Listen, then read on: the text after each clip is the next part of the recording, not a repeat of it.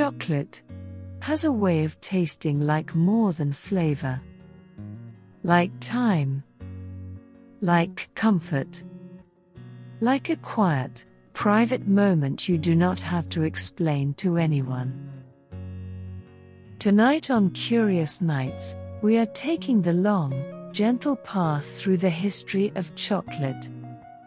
Where it began, how it traveled, and why it tastes so good.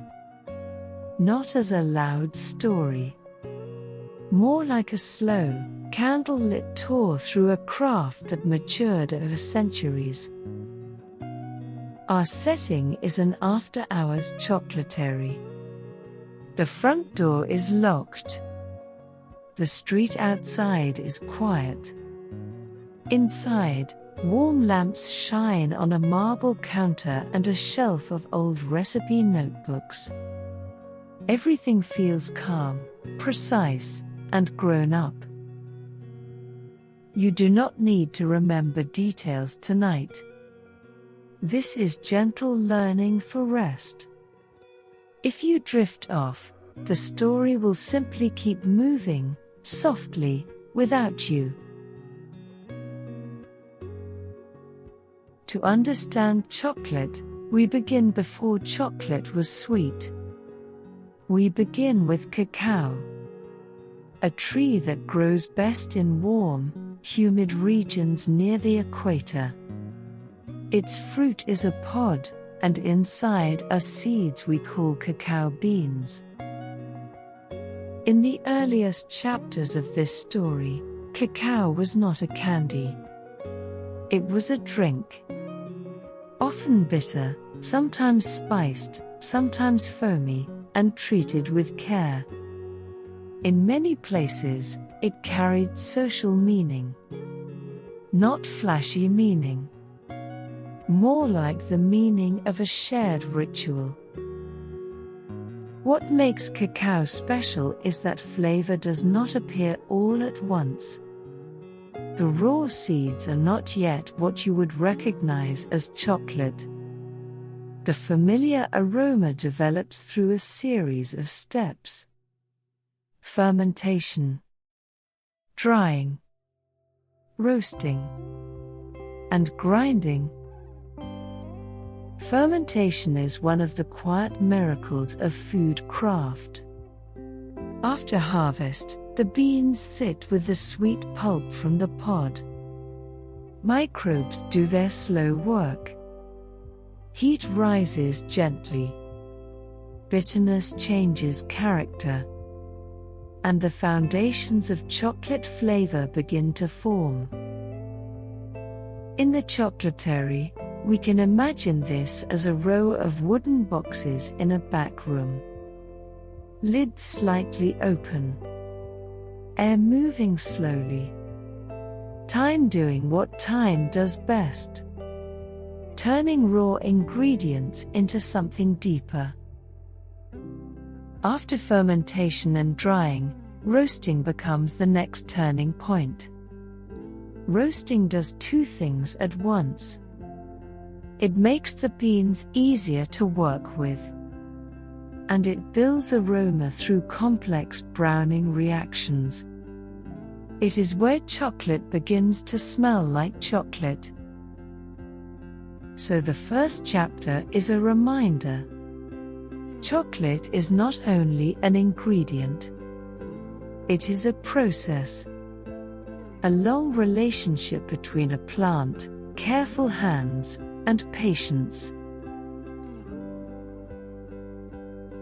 As cacao traveled beyond its earliest homes, the story changed.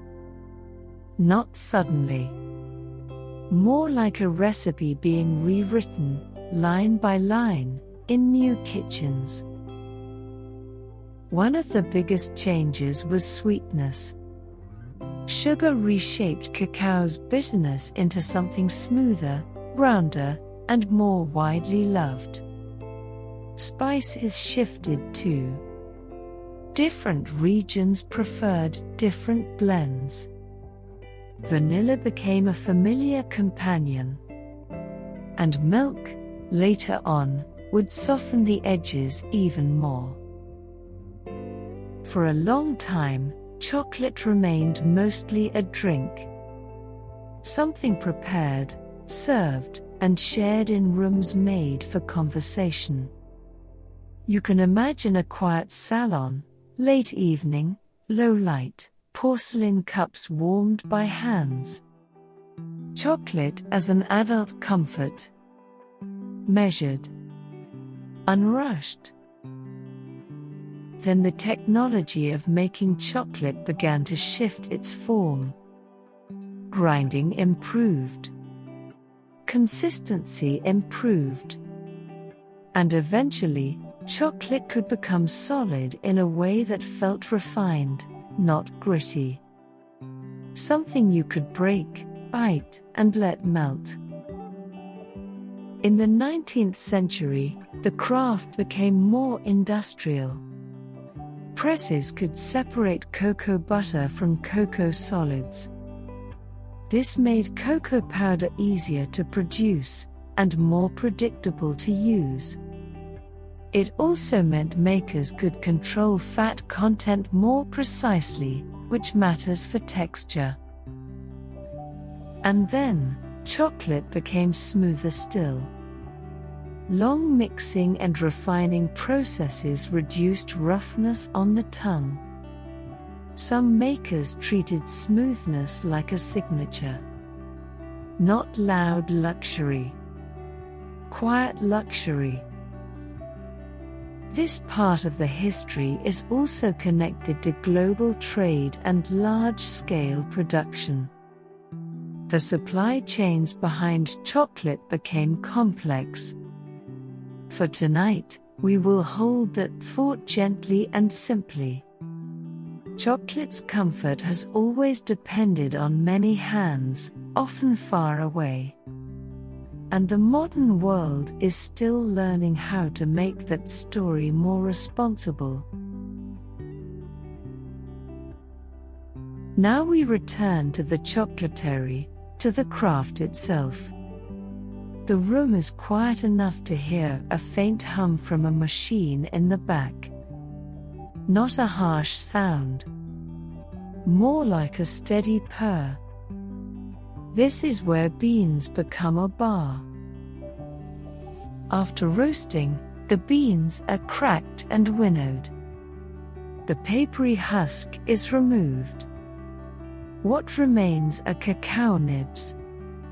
Small pieces, intensely fragrant, and still a little wild in flavor.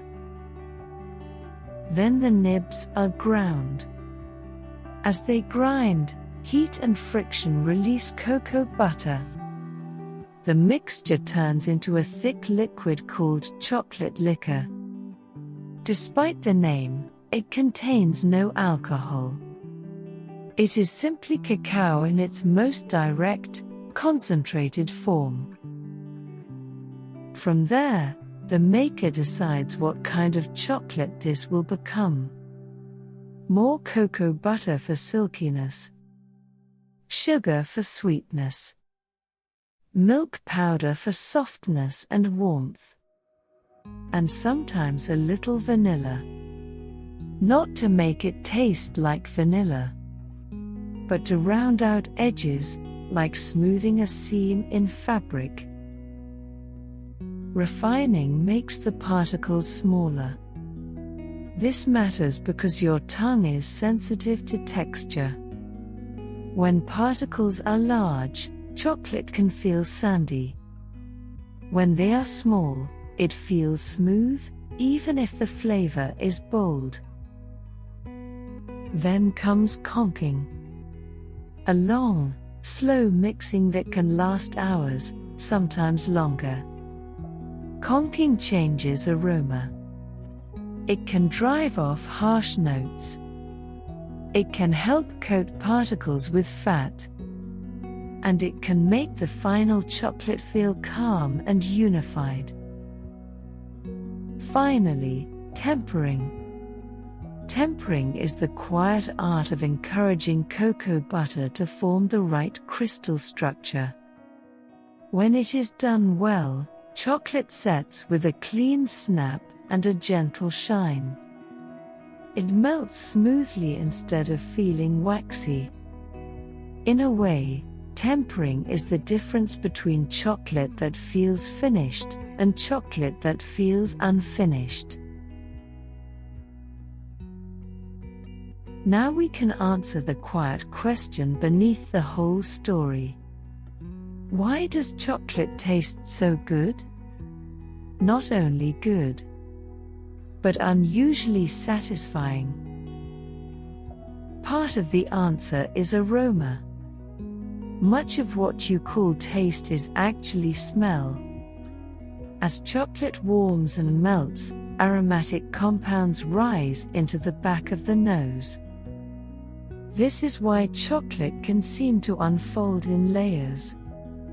Roasted notes, nutty notes, fruity notes, sometimes floral, sometimes earthy. Another part is texture. Cocoa butter has a melting behavior that happens to match the human mouth in a pleasing way. At room temperature, it can stay solid and tidy. In the mouth, it softens and melts. That change feels luxurious because it is both controlled and immediate. Then there is balance. Sweetness from sugar, bitterness from cocoa solids, sometimes a hint of acidity, depending on the bin and the fermentation. And often, a little salt, even if you do not consciously notice it. Chocolate is satisfying because it is rarely one note. It is a chord. Chocolate also contains stimulants, in modest amounts. Theobromine is one of the main ones. And there is usually a little caffeine as well. For many people, the effect is gentle. Less like a sharp jolt. More like a soft lift in alertness. There is also the psychology of expectation. Chocolate is often linked to reward and comfort in memory. So the brain arrives ready to enjoy it. Not in a childish way. In an adult way. Like a familiar song you do not play every day, but still know by heart. And finally, there is control. A square of chocolate is a small, contained pleasure. It has edges. It has a beginning and an end. It asks for only a minute of attention and gives back a lot of sensation. In a noisy world, that kind of neat, quiet pleasure can feel especially good. Now we can gather the story into a few quiet thoughts. Just enough to hold, lightly. Then we will let it drift. First, chocolate begins as cacao. A fruit, a seed, and a process shaped by fermentation, drying, and roasting. Flavor is made, not simply found.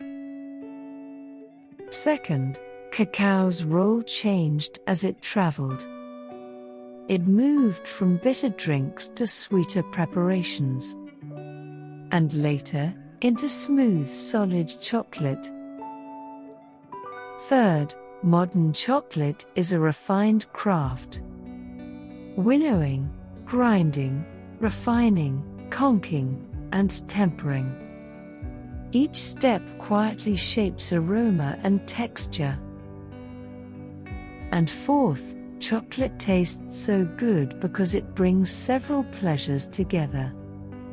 Aroma, melting texture, balanced bitterness and sweetness, and a small echo of comfort in the mind. And now, the chocolaterie settles into silence. The marble counter is cool.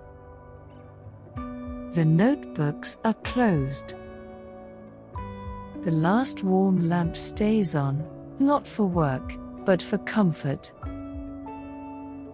You can imagine the whole journey as a slow ribbon of time. A tree in warm air. Beans drying in patient sunlight. A gentle roast. A quiet grinding into silk. And then, the simple moment of melt.